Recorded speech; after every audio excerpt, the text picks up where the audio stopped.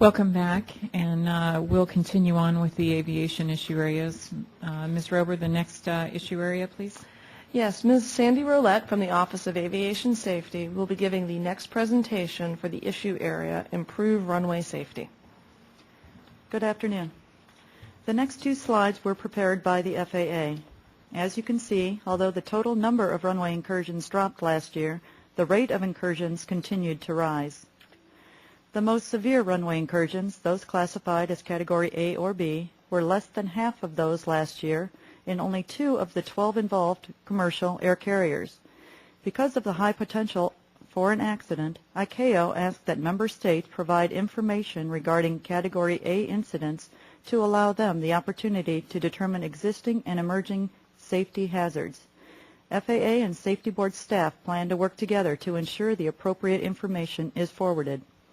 Due to our change in 830.5 reporting requirements, beginning March 22nd, we will begin receiving reports from air carrier flight crews who landed or departed on a taxiway, incorrect runway, or other area not designed as a runway. We'll also receive reports from vehicle operators or pilots who had to take immediate corrective action to avoid a runway incursion collision. This means the Safety Board may have different reports than FAA, because the FAA reports are based on events that occurred at towered airports. We should receive reports from all airports with or without a control tower where air carriers operate. In February 2000, the Safety Board issued 3 safety recommendations to the FAA that are on the most wanted list. This recommendation is classified open unacceptable because of the time it has taken to install adequate equipment. Although it's taken almost 10 years, the FAA is installing final approach occupancy signals, runway status lights, improving airport lighting, and testing low-cost ground surveillance systems in 4 towers that currently have none. Safety recommendations A0067 and 68 ask for revisions to air traffic control procedures to reduce the potential for a runway incursion. The FAA initially did not believe the recommendations were needed, but after they were added to the most wanted list in 2007, the FAA reconsidered and recently advised the Safety Board that it now plans to make the revisions. In July, the Board reclassified recommendations A0067 and 68 as open acceptable because those air traffic control procedures are in the process of being revised. Last year, we added this recommendation that was issued to the FAA after the Lexington, Kentucky accident in which the crew attempted to take off on the wrong runway. The FAA stated it has developed and issued standards for moving map technology and electronic flight bags that include moving map displays, and some newly manufactured aircraft are currently equipped with these displays. However, the FAA stated that technology for an automatic system that alerts pilots when a takeoff is attempted on the wrong runway was not yet sufficiently developed. The Safety Board stated that although the alert technology was not yet available, the FAA should mandate moving map displays without delaying development of the alerting technology. This recommendation is currently classified open acceptable. Eliminating runway excursions, such as the American Airlines Flight 331 accident in Kingston, Jamaica, is also a focal point of improving runway safety. This urgent safety recommendation was issued to the FAA following a fatal runway excursion involving Southwest Airlines at Chicago Midway Airport in December 2005. This recommendation is currently classified open unacceptable because although the FAA has issued guidance and encouraged operators to conduct a landing distance assessment, the FAA has not made it a requirement. Since the guidance was issued, the Board has investigated several accidents involving runway overruns, including Shuttle America Flight 6448 in Cleveland, Pinnacle Airlines Flight 4712 in Traverse City, Michigan, a Hawker Beechcraft Part 135 flight in Owatonna, Minnesota, and the recent American Airlines accident in Jamaica. When issuing a safety recommendation with an urgent designation, the Board expects that the action can be completed within 1 year after the recommendation is issued, but the FAA has not made the assessments a requirement in that time. However, because staff believes that crews should be required to make a landing distance assessment before every landing, staff proposes we remove the urgent designation and keep the safety recommendation on the most wanted list. Thank you. That completes my presentation. I'll be happy to answer any questions. Member Sumwalt. Yes, thank you. Before lunch, we were still talking about helicopter EMS, and we mentioned that wondered when the FAA's NPRM on improving helicopter safety issues would be out, and the testimony that we had was from saying that it would be late December or late 09 or early 10. And during lunch, I got a press release from the FAA where they were talking about how they were responding to the NTSB's most wanted list recommendations, and I don't know why they didn't tell us this information, but they're telling it to the world. But now in this press release, they're saying it will be proposed rule in mid-2010. So we are seeing that creep, and that's why I think it's important that we properly classify our recommendations so we can keep that pressure on. And so I think this is just a demonstration here that we do get promises sometimes that things will be done, but things always seem to take a lot longer than anyone would anticipate. So that's not related to runway safety, but I did want to get that in there. And it was an interesting press release that just happened to be released in the middle of an NTSB board meeting on the most wanted list. Okay, so regarding recommendation A0745, which talks about, came out of the ComAir accident, was to require operators, Part 91, 91K, 121, and 135 operators to install moving map displays or automatic systems to alert of runway collisions. I think that's a great recommendation, and I'm glad that it's on our most wanted list. The Commercial Aviation Safety Team, or the CAST, analyzed historic runway incursion incidents, and they estimate that 43% of the runway incursion incidents attributable to pilot deviations could be eliminated by using a cockpit moving map display with airport diagram that showed on ship position. So I just think that's such an important recommendation, and I'm looking forward to more widespread implementation of that. I know the FAA is in a trial phase right now where they've got, I think, 21 different operators out there. They have a number of operators that are using this, and I think that's a real good program, and glad that that is continuing, and I hope that we can bring that to fruition sooner rather than later, in light of the fact that 43% of the pilot-caused runway deviations could have been eliminated through this technology. And I'm also glad that staff has a few years ago, you reclassified this area from runway incursion to runway safety, and I think that's so important. We do concentrate on runway incursions, but the information that I've got from the Flight Safety Foundation says that runway excursions accounted for 29% of worldwide commercial accidents involving major or substantial damage between 1995 and 2008. So I hope that we will, Ms. Rowlett, you mentioned 3 accidents, Southwest at Midway, Traverse City, and Shuttle America. This year, we hope to bring to the board the Onatana accident that you mentioned, but we have another one that will be coming before the board, and that's the Columbia, South Carolina accident. That was not a runway, not a landing runway excursion, but it was nevertheless a runway excursion. So my urging to the staff is continue to stay on the leading edge of this, continue to stay on the cutting edge.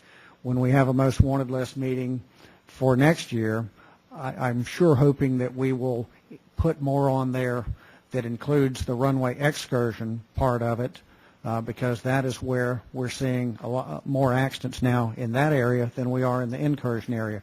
We're not trying to diminish at all the importance of the runway incursions. That has been a concern of the Safety Board for a long, long time. But since we've broadened it out to improve runway safety, I encourage staff to continue looking for areas that we can add to keep this a very relevant most wanted list. Mr. Howder, Ms. Rowlett, would you like to comment on that? No, we agree. Where we find areas we can improve runway safety, we'll certainly pursue them. And certainly we'll bring one accident to the board this coming year that will definitely have some issues regarding runway safety.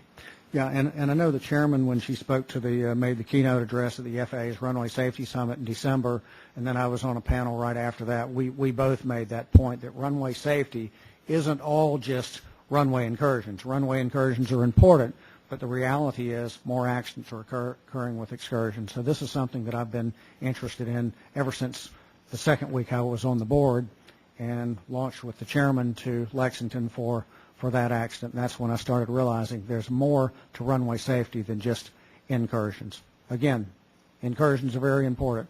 Let's keep looking at take a holistic approach. Thank you. Vice Chairman? No questions, thank you.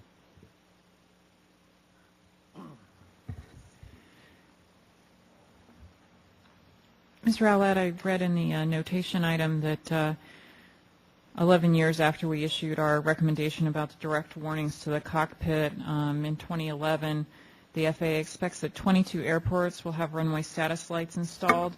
Do you know to date how many airports have them actually installed and operational? I do.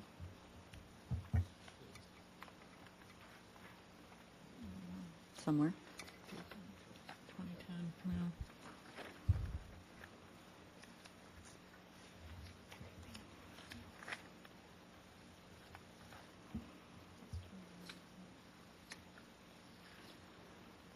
I believe the runway status lights are still, they're operational in 3 airports, and they are going to be installed at 23, actually. They added San Francisco. So there will be 23 airports total.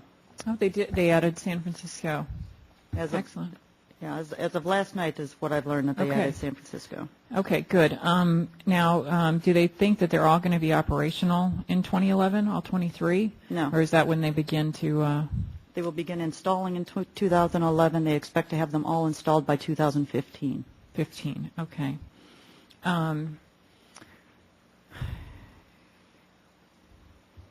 When we talked about the 2000 recommendations with respect to the runway crossings, I think they're proceeding on this. My concern is these recommendations are coming up on 10 years old, and they haven't yet issued the change. Do we feel like these should be in an acceptable status? Yes, I do. They have changed their opinion. Before it was, no, we're not, no, we're not. Now we're getting, yes, we will. So now it's just going through the process of changing the verbiage. And what is it going to take for them to accomplish that change? Is it a regulatory activity? Can they revise the the handbook? FAA can do that on their own. Okay, so they can do it on their own. And when did they decide that they were going to do it? I believe we heard this in October. October, okay. So if we want to feel like we're giving them an acceptable because they've changed their position, how much time do we want to give them if they don't have to go through a regulatory activity to actually get it changed? My question would be, if we're giving them kind of a good score based on a wink and a promise, what happens if we have a most wanted list meeting and again 9 months from now or a year from now and it still hasn't been done? Would you still want to give them good credit? No. I'm Okay. giving them good credit because they have changed their mind. They said they would do it. It's in the process. Now it's just getting it out there. If it doesn't happen, no, I'll be unacceptable. Okay. Chairman Hersman, the FAA did send, I guess you could say, kind of an informal update to us, and in that they sent it to Mr. Jeff Marcus, and in that they said they anticipate implementing both procedures in June 2010. So what I would Okay. suggest is that you have that up there, and then next year, if they haven't been implemented, you have Yeah. the perfect opportunity to reclassify it. Right. I think it'll be important to memorialize that in our write-up, that they committed to doing that by June 2010. I think that's the problem with the creep, and the slippage on many of these things that they promised. And I know icing's coming up in the next presentation, so we'll talk about some slippage there. On the issue of the electronic flight bags, this is one that I was I'm having some challenges with. do they have standards for the use of moving maps in electronic flight bags or in the cockpit? Because I know they're testing it, and they've set aside a significant amount of money to do deployment. And so I guess my question is if it's out there, if the technology's out there, can it be purchased? Is it off the shelf? My understanding is it's kind of yes and no. The technology is available. I have not seen a TSO for the electronics flight bag. I assume one exists, but I don't know it does. But what I haven't seen also is each airline would have to develop an operational procedure on how to use it. That wouldn't be regulatory. That would be in an operational procedure. Yeah, I think my challenge is I know that I've been to some manufacturers, both aircraft manufacturers and equipment manufacturers, and I would say 3 or 4 years ago they demonstrated moving map technology. Some of it was oral, some of it was visual, to talk about how many feet remaining or different types of technology. And I think that this is kind of the typical problem of how long do we wait before we execute something. And so I'm uncomfortable with the classification remaining acceptable if we don't have any indication from FAA that they're going to require. And this may be another one that we want to look at the next time we do this and have a better sense of what their commitment is. But it seems to me from the is it the CAST information that says that this is a significant 40% reduction in the human mistakes that occur on the surface. So I don't know what we want to wait for.